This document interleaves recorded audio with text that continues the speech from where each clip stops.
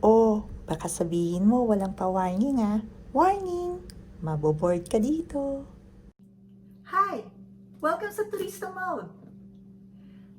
Alam ko nandito ka kasi gusto mong malaman kung ano ba talaga ang tunay na nangyayari.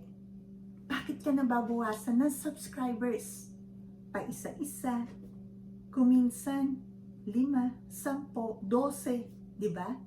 At kuminsan pagmalakasan pa talaga yung mga numero. Gaya ng 50, 100, di ba? So, dito sa video na to, malalaman mo yung tunay na nagaganap at hindi haka-haka lamang. Pero bago ang lahat, shout out sa Vloggers Philippines.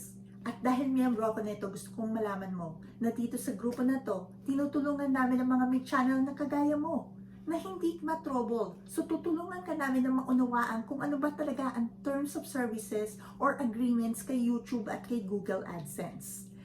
Gagabayan ka namin para dito. Handa ka na bang malaman kung ano yung sagot dun sa bakit ba nababawasan ng subscribers ang mga my channels? Ang iba rito narinig mo na.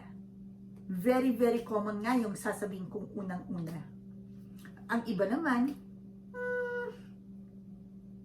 siguro ngayon mo lang maririnig or hindi ka makapaniwala, siguro narinig mo, ini-ignore mo lang at hindi mo alam na talagang nagaganap ito ngayon.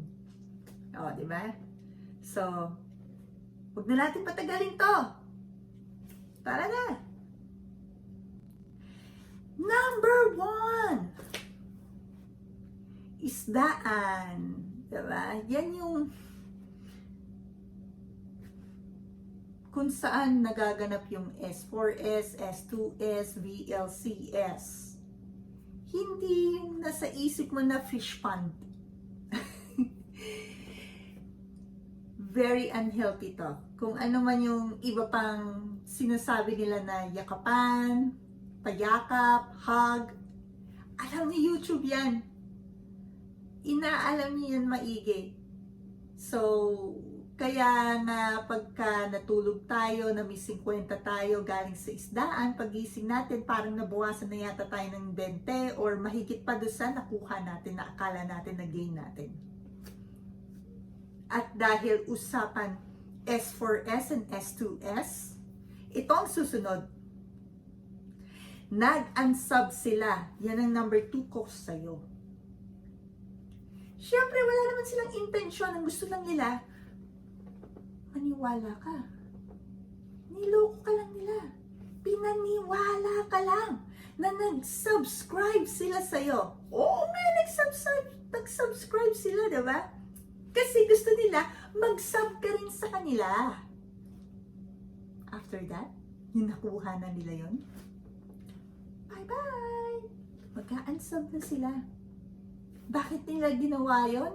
Hindi naman nga nila intention talaga yon. Ang intention nila, paniwalaan ka. Or paniwalain. Boyay. Maniwala ka na nag-subscribe sila sa'yo. Bakit sila mag-i-stay sa'yo? Wala naman talaga silang ibang intention kundi makuha lang yung kagustuhan nila. At ang kagustuhan nila ay mag-subscribe ka sa kanila. Yun lang yun. Hindi naman talaga nila gusto mag-stay sa'yo Wala silang ibang interest sa channel mo or sa'yo. Nakuha na nila ang gusto nila. Kaya huwag kang hopya asado. Ano yun? Di umaasa ka mag-i-stay sila. Ang paloy! Okay. Close account na sila. Yan yung shutdown na by the user. Hindi na sila interesado mag-YouTube or magkaroon ng channel.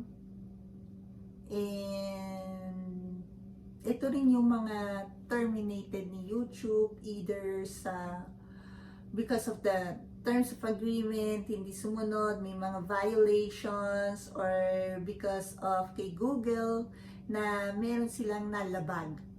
Okay? So, another thing is yung spam subs. Or pwedeng tawagin din na nagkaroon ka ng subs by artificial means. Yan yung pinurchase mo. Nagkaroon ka ng mga subscribers kasi nagbayad ka. Okay? So, na-detect ni YouTube yan. Alam niya yan. Tinatanggal niya yun. Alam din niya na merong mga bots or fake accounts. So, ayan na naman yung another reason kung bakit nababawasan ka rin ng subscribers. Kasi na-detect nila. Then, andyan din yung alam din niya kung sino yung mga may active na channels at yung mga hindi na active. Tinatanggal din yan sa subscribers mo. Natural. Bakit ka naman magkakaroon ng ganong kalaking subscribers? Hindi naman talaga sila tunay na nakasubscribe sa'yo. Hindi sila nanonood sa'yo. Display lang yung numero. So, ang gusto ni YouTube, yung totoo, yung makatotohanan. Hindi yung mga peking yan. So, alam mo na yan ha.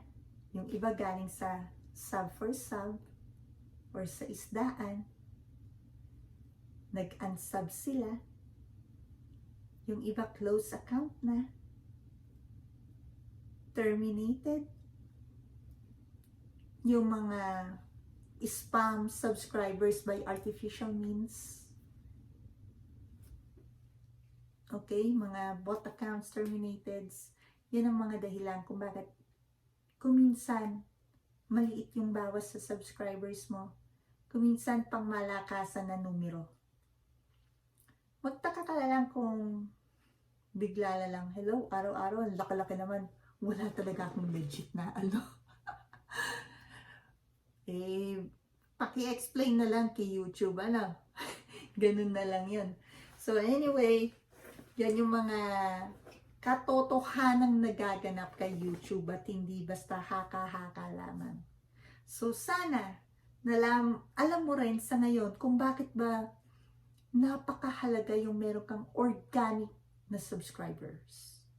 Para syempre, healthy na yung channel mo, healthy ka pa. Kasi once na nangunsumi ka sa channel mo, asahan mo, pati ikaw, unhealthy na rin kasi sumakit na yung ulo mo, andyan na yung depressed ka, nagkakaroon ka ng anxiety because of what's going on your channel. Diba? So, hanggang dito na lang. Huwag na natin pahabain. Happy vlogging!